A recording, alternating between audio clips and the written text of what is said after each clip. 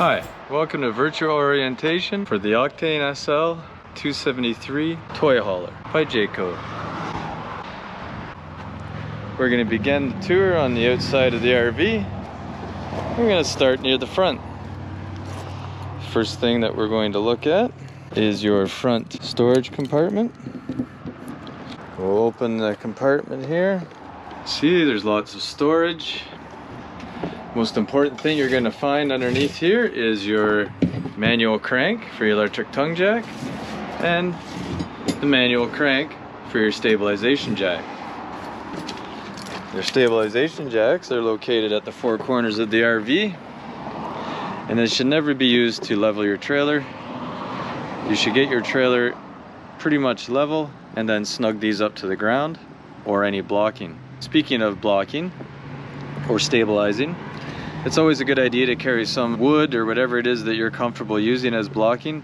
I would recommend 6x6s. That way, if you're parked or camping on an unlevel surface, that way you can always make sure you're always able to snug these up to the ground and stabilize the RV. As we make our way around the front, we'll make note of your solar ready connection point here. This solar connection point is rated for 20 amps.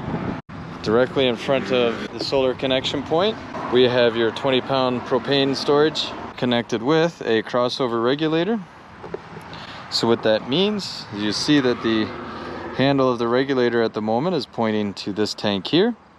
So once this tank drops below a certain amount of pressure, the crossover regulator will automatically cross over and draw from this second tank here, regardless of which way the handle is pointing.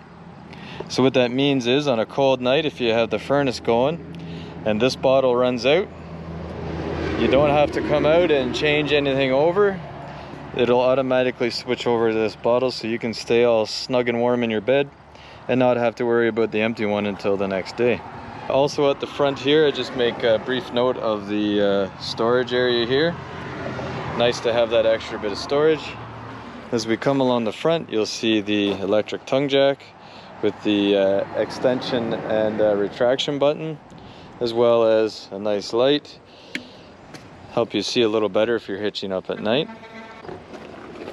Also on this tongue jack, we have this stopper that is basically a plug for the manual crank port. So this is where you would remove the stopper and utilize the manual crank that I showed you previously.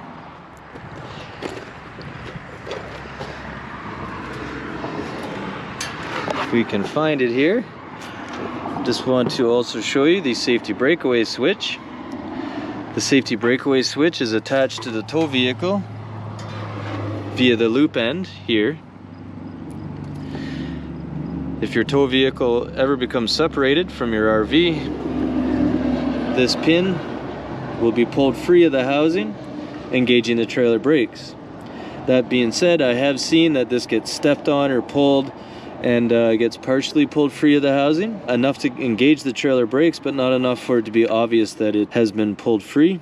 If your brakes are engaged in the RV and you feel like they shouldn't be, then I would come here and just make sure that that is fully seated in the housing. Continue to move around the front. You'll see we have a secondary light. Notice here we have a sewer hose storage compartment and the off-door access to your pass-through front storage compartment. Beside that, this is where you'll find your battery storage compartment. And as we move along the outside of the RV, the next thing we'll make note of, your outdoor shower. And next to that we have your black tank flush. So in order to utilize this black tank flush, you connect your garden hose from either your house, preferably to the trailer park or campground's water supply. Before you turn on the water, you need to make sure that the output is connected to a sewer or septic system and that the valve handle for the black water tank has been opened. There it is here. I was trying to find it for you. There you go. So before you turn on the water supply to the tank flush, always make sure that this is open and that your output is connected to your sewer. If that's done, connect your hose to here, turn the water on, and it'll help flush out the system for you. Here we have the outside access to your hot water tank. The important things to note here are the drain plug there and the pressure relief valve.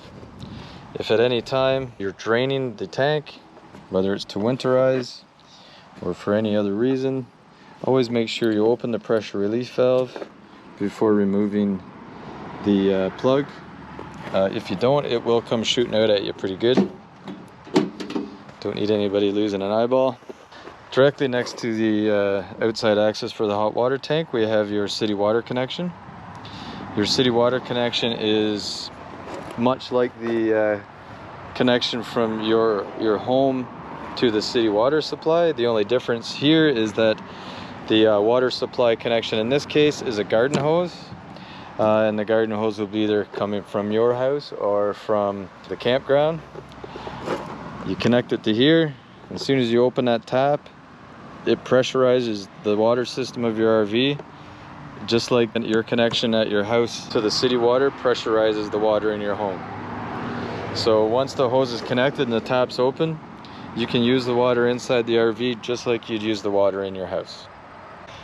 Directly above here we have the 30 amp power supply or power cord. This is what you connect to campground power or the power at home.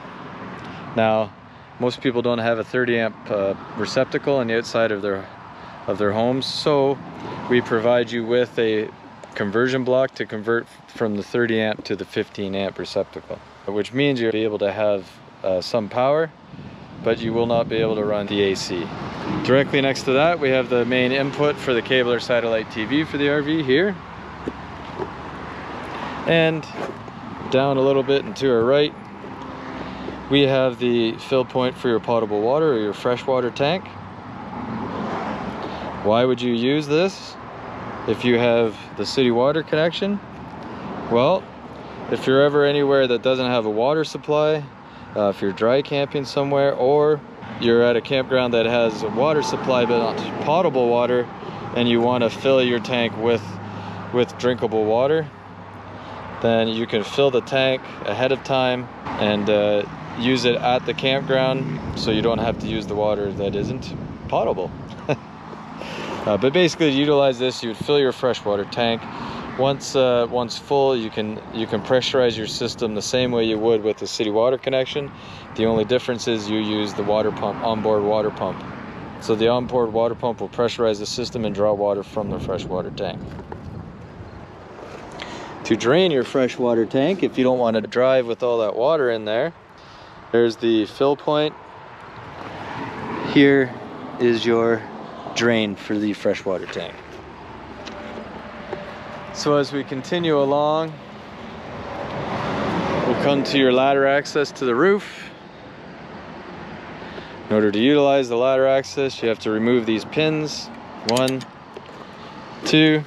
Once the pins are removed, the ladder folds down slightly and you can safely climb to the top. So we have this big back door here. Obviously it's a toy hauler. So unlock both doors, pull the handle down, pretty simple. Now we can pull the handle down so both locks are open and clear of the door. Now you want to carefully walk this down. I would suggest using 2 hands. So that's how you open the back door. It closes the exact opposite. Lift it up carefully. 2 people if need be. So you'll notice on the outside here there's some extra venting here, and that can be utilized via the inside here.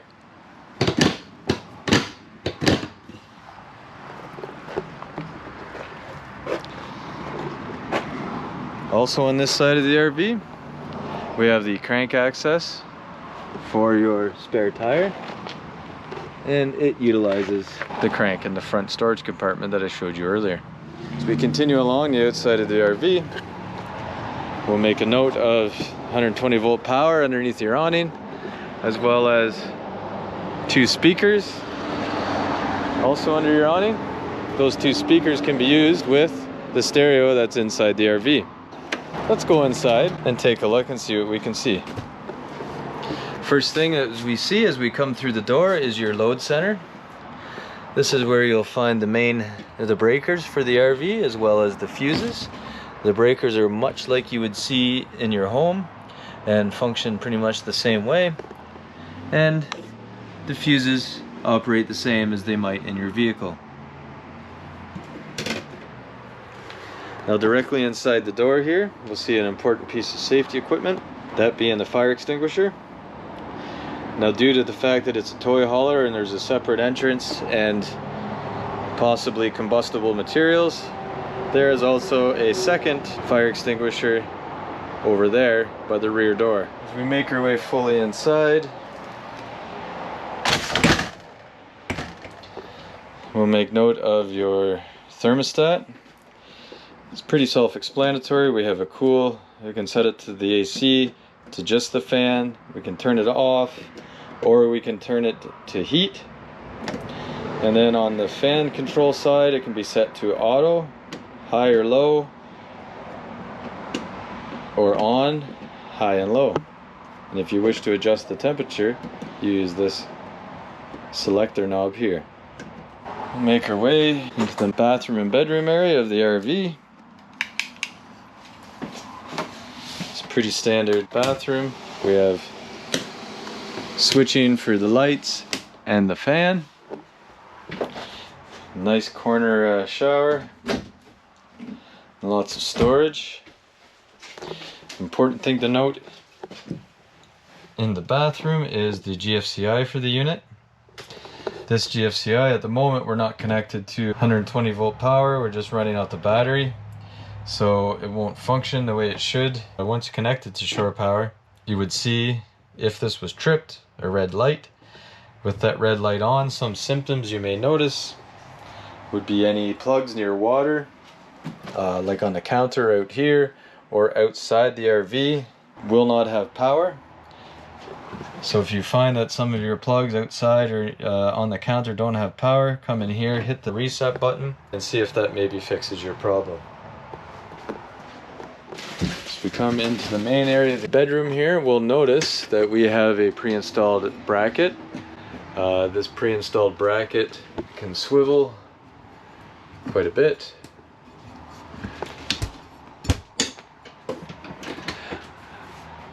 And it also has a connection point or an output for your cable or satellite and a 120 volt power source.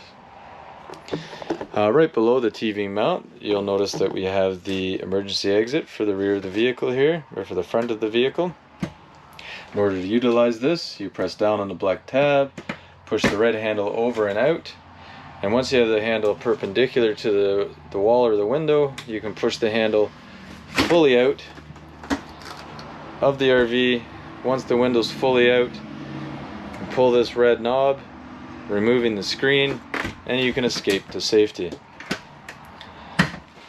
You see, or you may notice in a minute, that there isn't a fixed dining table, mostly due to the fact that it's a toy hauler and you would probably rather have toys instead of the table. But they realize you still may want to eat at a table, so you have this folding table that is most commonly stored on the bed here. Now you still do have under bed storage, supported with props, always handy. And one of the last things we want to show you in the bedroom here is this charging center. It offers USB connectivity for charging, as well as 12 volt charging power supply. So we'll leave the bedroom area and make our way into the main portion of the RV. The layout of the kitchen is a little more basic, but that's kind of what you need with the toy hauler here. So you will notice that even right up to in front of the refrigerator here, we have lots of tie downs, multiple locations.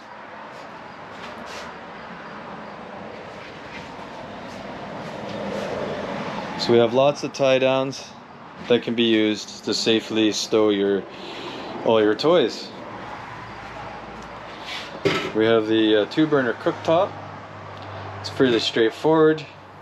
You turn it to the light position. Once in the light position, you use a barbecue lighter or any source of ignition that you can safely use without burning yourself to light the burners one at a time. So we turn around and look here, we'll note that we have a stereo. This stereo offers USB connectivity as well as an auxiliary jack. And it also offers multiple zones, so you can listen to the music either inside or outside on the speakers underneath the RV that I showed you earlier. Something else that this trailer offers, now I did show you outside that it had a connection point for a pre-wired solar panel system. And here you will see the inside portion of that. We have the wires inside the wall here that a head unit can be purchased separately if you choose to do so. It's fairly easy to install as everything is right here inside the wall. Also in this area we have the refrigerator. Now this refrigerator will work on gas or electric. If you have it working on straight up gas and there's an issue with the gas system, you will see eventually these lights start to flash. If the lights are flashing, obviously it means that there's something wrong with the gas system. Usually the biggest culprit is either one, the valves for the propane bottles haven't been opened, or maybe weren't opened enough all the way. Second, just pressure buildup in the lines themselves. Sometimes you go to light the appliance the first time and it will attempt to light 3 times, and if unable to do so, you will see the fault. Often that is just the lack of pressure in the system, so it'll go through that, it won't light, you'll see it flash, turn it off, go outside, check to make sure the bottles are open. If they are, take your time, come back and try to light it again. Usually the second time it'll light just fine. Now, just like the bedroom, I just want to make note of the wiring and connection points pre-existing for a TV, as well as the bracket here. It does not come with one, but one can easily be installed. Now, we talked about the fire extinguishers, but another important piece of safety equipment is your carbon monoxide propane detection system. There is a button here that can be pressed in order to test the system. We recommend testing it fairly frequently. I find the easiest way to remember to test this system is to test it at the same time as you test the smoke detector. Every 6 months during daylight savings time, or when the clock is changed, at the same time as you're changing the batteries in the smoke detector, come over here, press this button. It'll make a lot of loud beeps and then go back to being just the way it is now. So if you test them both together, that's an easy way to make sure you're always safe and protected. Now, a note about this, whereas this button will serve to test the system, if the alarm sounds, this button here will also shut the alarm off. One thing that very notably can set these off would be paint or paint fumes. So just keep that in mind. A couple other things you might want to know about. Now, I've removed the one Reb Robertson screw ahead of time, but inside here we have a couple items. We have your water pump and the fill hose or fill tube for the water pump here. You'd utilize this if you are winterizing the RV. You don't need to do that, we can do that. But in order to winterize the RV or to change the function of the water pump, we need to come in here. You can see we have this valve and this valve. So this valve needs to be the way it is now, which is open, so you can draw from the freshwater tank. And this valve needs to be closed, stopping the water from flowing through the fill tube. Also back in here, I'm not sure if you can see it very well, but I'll try to get back, are the valves for one here, and there's one right there for your hot water tank. These are also used during winterization, and the purpose of them is to bypass the hot water tank. You do not need to fill it full of antifreeze. There's a drain plug on there for a reason. So you come in here. Right now this is set up to pass water through the hot water tank. So in order to change it, you would turn this valve down, turn this one up, and that creates a little loop where the water just loops around and then avoids the hot water tank. Again, if you're going to be using a tank, trying to have a hot shower or whatever it is that you want to do, it needs to be in this position here. So the next thing we want to talk about, or show you a little bit about, is your indication panel. This will give you the levels of your battery, your fresh, black, and gray water tanks, as well as control for your awning. Also ramp lights for the back, and the master switch for the cargo bed. This red switch needs to be on before you can use this switch to control the movement of the bed up and down. So at the moment here, if I press down, you'll see that the lower portion comes down on its own. If you move it all the way down, this bottom portion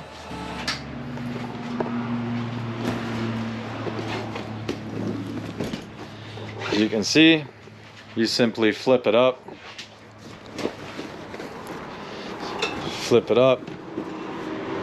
and you have a couch. Obviously that's a little high off the ground, but I didn't want to bore you as we waited for it to get all the way down to the bottom.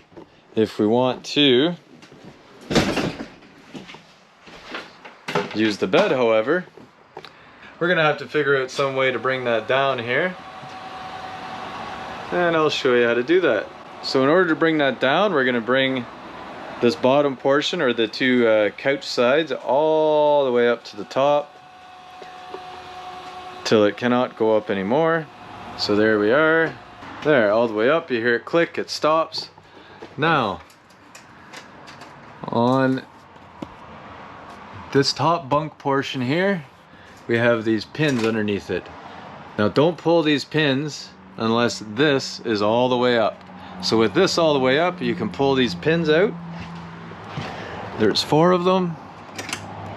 The pins are removed. And the last one here.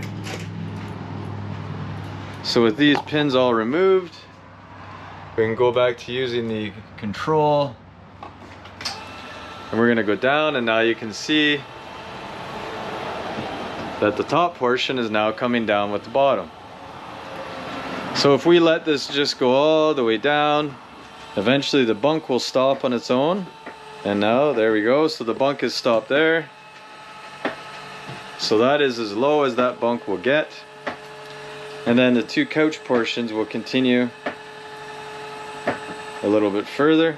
So now what we have is essentially a bunk. So in order to put that all back up again, we simply use the controls here, bring it all the way back up. Now this is all running off battery power, as I am not connected to shore power at the moment. And once it's all the way back up into the top position, we can then put the pins back in and make sure it's fully locked in place. Now one thing I will mention, I showed you the extra bit of venting there. There is a secondary one here. This is just to provide a little bit of extra ventilation due to the fact that there is fuel and there will be vapors in this area. And the last thing I would like to make mention of, we talked about the thermostat. I just would like to mention that the air conditioning unit here, there's baffles on either side. One here, one here. With these baffles open, all or the majority of the air will be falling right in here. If you were to close both sides of the baffles, all of the air will be diverted to the ports located throughout the RV. So we'll turn off the master switch here, and before we go, we'll just make note of the switching for your water pump that I showed you earlier, as well as the water tank for gas and electric. Thank you for listening. I hope you found this video informative and useful. If there's something that we've missed that was important to you and we didn't cover it, please don't be afraid to give us a call. Let us know. We'd rather you be informed and know how to use your new RV safely, responsibly, but most important, we want you to have all the fun you can possibly have with it. So if we miss something, give us a call and we'll do our best to make sure that you walk away knowing everything that you need to know and want to know. Thank you and congratulations.